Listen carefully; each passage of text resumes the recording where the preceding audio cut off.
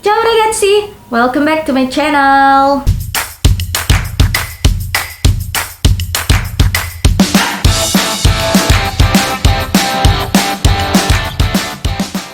Apa kabar semuanya? Sehat? Sehat? Ya semoga saja kalian semua sehat semua ya. Nah, ini mohon maaf banget, aku baru bisa upload video lagi karena beberapa hari sebelum ini anak aku masuk rumah sakit gitu. Jadi ya udah, namanya emak-emak nggak bisa deh mau upload video, mau shoot video dan lain sebagainya gitu. Dan sekarang alhamdulillah anak aku udah sehat lagi, jadi udah bisa deh upload lagi. Nah, untuk materi kali ini aku akan menjelaskan tentang kata benda. Nah, jadi kalau misalnya di bahasa Indonesia kata benda itu mah gampang ya. Kalau misalnya kita mau ngomong kipas, ya udah kipas. Kalau kita mau ngomong meja, ya udah meja, udah simple gitu kan, gitu doang. Nah, tapi kalau di bahasa Italia itu beda banget. Nah, untuk lebih jelasnya, langsung aja ya. Nah, oke, jadi di sini aku udah bikin perbedaan-perbedaannya. Langsung aja, di dalam bahasa Italia, di dalam gramatika bahasa Italia, itu kata benda dibedakan atau dikategorikan ke dua hal, yaitu yang pertama ke jenisnya dan juga ke jumlahnya. Apa itu jenis dan jumlah? Jadi di dalam bahasa Italia kata benda itu dikelompokkan menjadi jenis maskile dan juga femminile. Maskile itu maskulin atau laki-laki, femminile itu feminin atau perempuan. Nah, jadi dikategorikan menurut jenis, bisa dibilang jenis kelamin ya, seperti itu. Sedangkan jumlah itu dia dikategorikan di singolare atau tunggal dan juga plurale atau jamak, lebih dari satu, bisa 2, 10, 15, 100 dan lain sebagainya. Nah, sampai sini teman-teman sudah paham?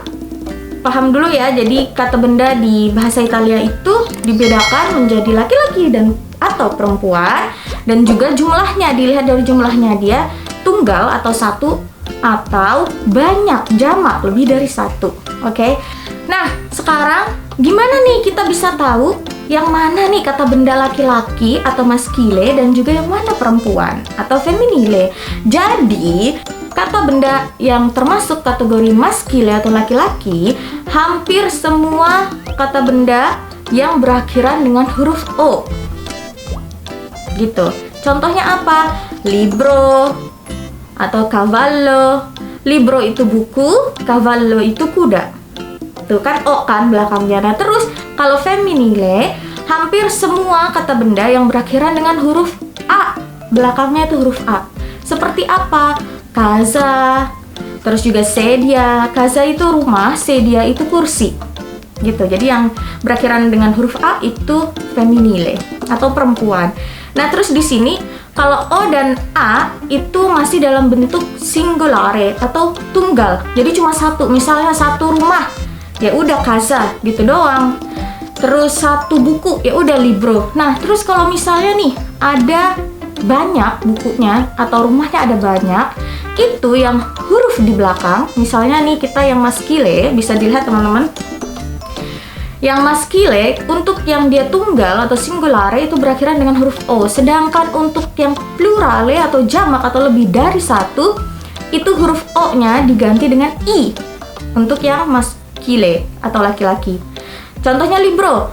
Kalau libro dengan belakangnya O, itu tandanya cuma ada satu bukunya. Sedangkan kalau bukunya banyak, jadinya libri. O-nya diganti jadi I. Gitu. Nah, sama dengan yang feminile. Contohnya kita ambil casa. Casa itu masih satu karena A belakangnya kan. Nah, kalau misalnya ada banyak rumah nih, plurale, bentuk jamaknya, A-nya itu dirubah jadi E. Case. Jadi gitu. Gampang kan? Gampang dong. Jadi teman-teman di sini diingat-ingat aja. Jadi bentuk singularenya untuk maskile itu O. Kalau dia banyak dirubah O-nya jadi I. Kalau feminile A, kalau dia banyak dirubah jadi E. Oke?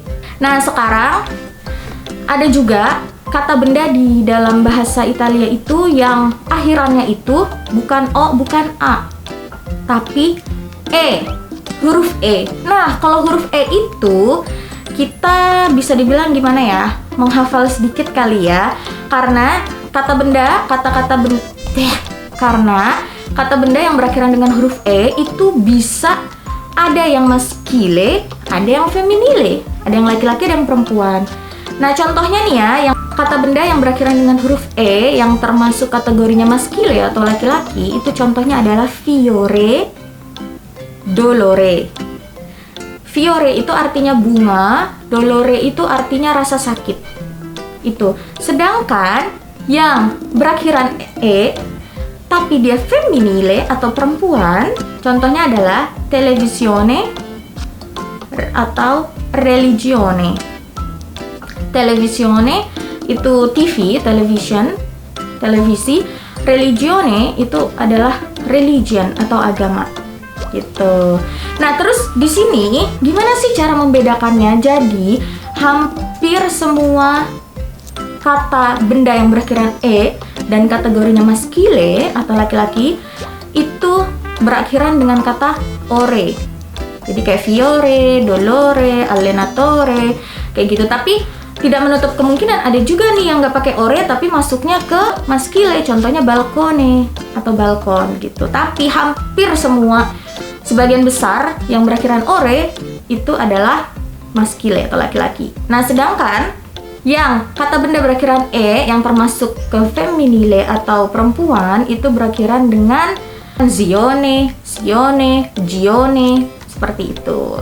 Jadi memang di sini agak sedikit menghafal, tapi lama-lama nanti kalau teman-teman sering menghafal, sering berlatih, insya Allah bisa kok. Pokoknya tanamkan aja nih, oh ternyata tidak susah ya gitu. Jadi kita mensugesti diri kita supaya belajarnya jadi mudah deh, jadi cepet paham, oke? Nah, di kata benda berakhiran E juga ada nih yang dia tunggal dan juga jamak. Jadi kayak misalnya tadi yang maskile, yang fiore, dolore itu masih dalam bentuk tunggal atau singolare. Nah, kalau misalnya dia mau bentuk jamak, misalnya bunganya ada banyak atau rasa sakitnya itu yang dirasakan sangat banyak gitu kan, itu diganti lagi nih, yang E belakang diganti I. Jadi kayak fiore jadinya fiori, terus dolore jadinya dolori, seperti itu. Nah, terus sama lagi kayak di yang feminile tadi, contohnya adalah televisione dan juga religione. Nah, itu masih dalam bentuk tunggal. Terus bentuk pluralnya, bentuk jamaknya itu apa? Ya udah, E-nya belakang itu diganti jadi I. Gitu. Jadinya apa? Kalau misalnya ada TV-nya banyak, berarti televisioni, atau agamanya banyak, ya jadinya religioni, kayak gitu. Oke? Nah, terus ini terakhir nih. Terakhir adalah kata benda yang perlu kita beri perhatian khusus. Jadi di awal kan aku udah bilang kalau misalnya hampir semua kata benda yang berakhiran dengan O itu masuknya ke maskile atau laki-laki, dan juga yang kata benda berakhiran dengan huruf A itu masuknya feminile atau perempuan. Tapi untuk beberapa kata ini teman-teman tolong diberi perhatian khusus. Beberapa kata ini jadi berbeda sendiri gitu. Memang udah dari sononya tuh udah berbeda kayak gini nih. Nah, jadi di sini aku udah bikin tabelnya. Di sebelah sini ada kata-kata yang berakhiran dengan huruf O tapi masuknya di kategori feminile atau perempuan. Dan sebelah sini ada kata-kata yang berhuruf terakhir A tapi masuknya di bagian maskile atau laki-laki. Nah, di sini seperti mano, foto, radio, auto itu adalah feminile meskipun belakangnya O. Jadi ada pengecualian untuk kata-kata ini ya. Mano itu artinya tangan, foto itu ya udah foto kayak kita, radio juga radio. Dan auto itu bisa diartikan juga dengan mobil.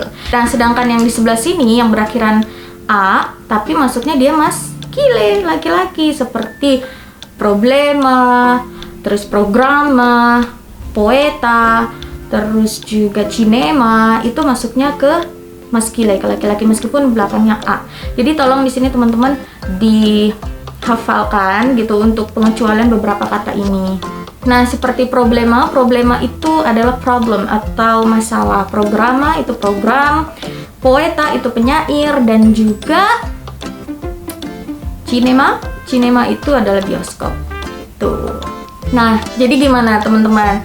Itu tadi tentang kata benda yang ada di bahasa Italia. Memang sih mungkin bagi yang baru belajar pasti sangat membingungkan. Aku juga dulu seperti itu. Tapi lama-lama semakin kita sering berlatih, semakin kita sering menghafal, ntar juga lama-lama udah terbiasa gitu. Udah terbiasa akhirnya ya udah dengan sendirinya hafal nih yang mana nih kategorinya femminile, yang mana maskile, yang mana kalau misalnya dia singolare, tunggal, atau nanti mau diubah jadi jamak, ntar lama-lama kita juga paham gitu. Oke? Nah teman-teman, kalau misalnya ada yang mau ditanyakan, silahkan komen di bawah. Nanti insya Allah akan aku balas. Aku berharap banget teman-teman bisa mengerti, bisa paham apa yang aku sampaikan, dan ntar bisa bermanfaat untuk teman-teman semua. Oke? Nah, buat nextnya, kira-kira aku ngapain? Gitu mulu ngomongnya. Ntar pokoknya teman-teman ikutin aja terus, pantengin terus ya. Yang belum subscribe, silahkan di-subscribe dan juga nyalakan loncengnya, karena nanti ketika aku udah upload video baru, teman-teman akan ternotifikasi. Dan juga jangan lupa di-share ke teman-teman. Ya Allah, pemborosan kata. Jangan lupa di-share ke teman-teman kalian. Siapa tahu teman-teman kalian ada juga yang pengen belajar bahasa Italia tapi dia bingung mau belajar di mana, gimana, sama siapa. Ya udah, cocok dah nih, sebar video saya, oke? Allora, ci vediamo al prossimo video. Ciao ragazzi!